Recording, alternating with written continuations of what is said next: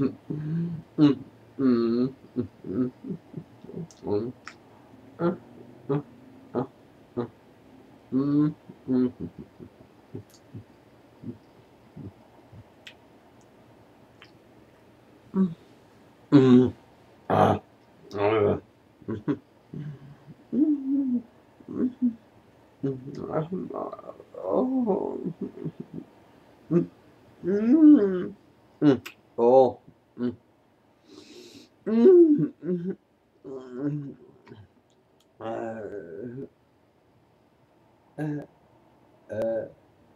Oh.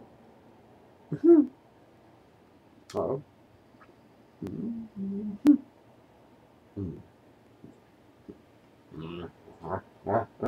No. Oh. Hi.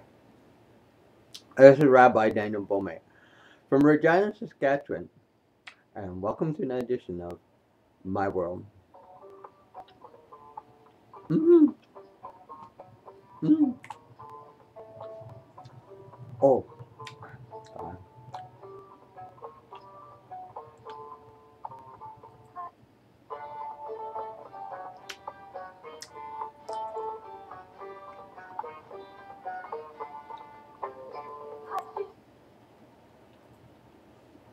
Sorry.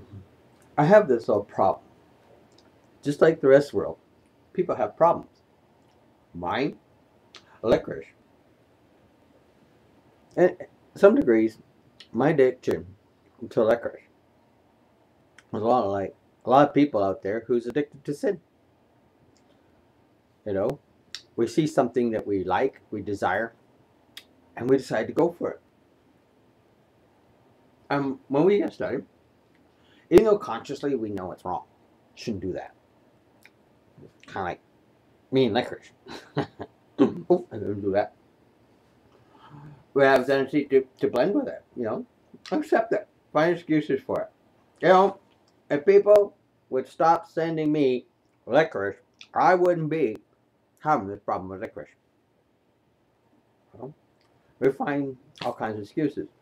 Well, well, if I didn't have such bad problems in my household, I probably wouldn't eat so much licorice.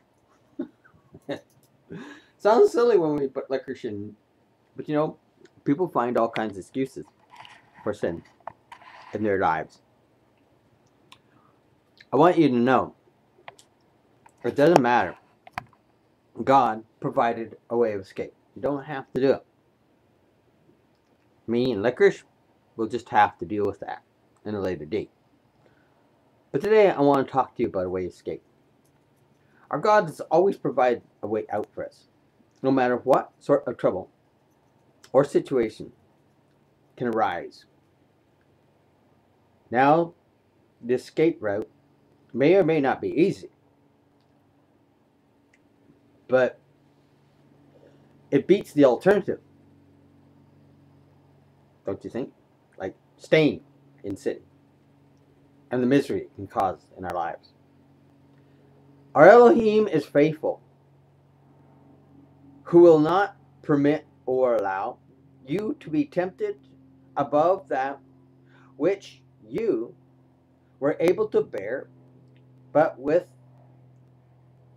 the temptation has also provided a way of escape. 1 Corinthians chapter 10, verse 13. Now, there are those that tell you the best way to avoid temptation is just not be there. That's like saying, just avoid licorice. But I go into every store, grocery store, drugstore, corner store, and there's licorice. What am I to do? Oh, I lost my hat. Sorry.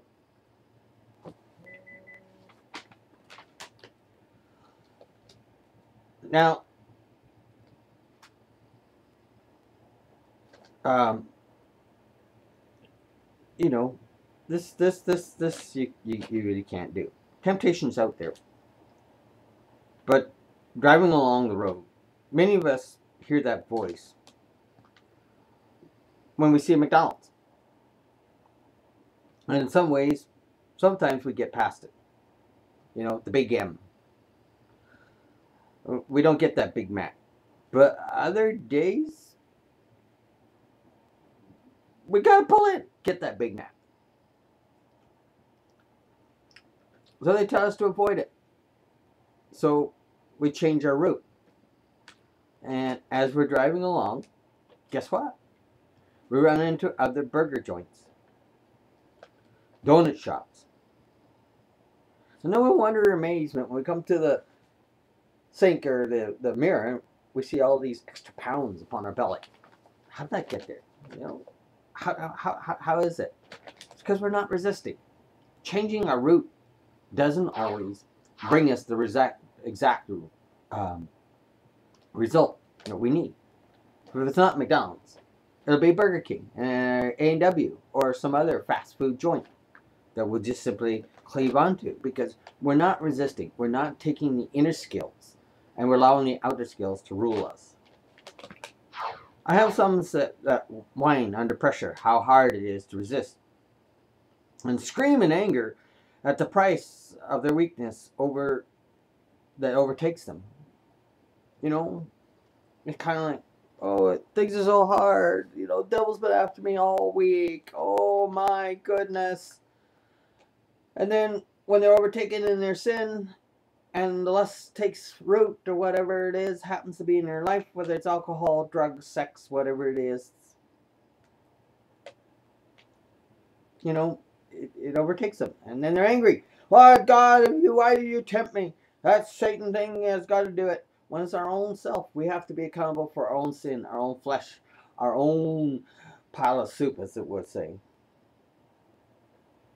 First lesson, Corinthians 10, is keep in mind that the temptation is out there. It overtakes all of us. It just, how are you going to deal with it when it's out there? And why is it there? And God allows it because He knows best. And He doesn't allow it to such a degree that we can't handle it. So if you're caving into it, blame your own weakness. If we're being tempted, we should be counting it as joy.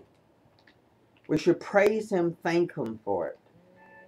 Because when failure comes, it'll be our own weakness.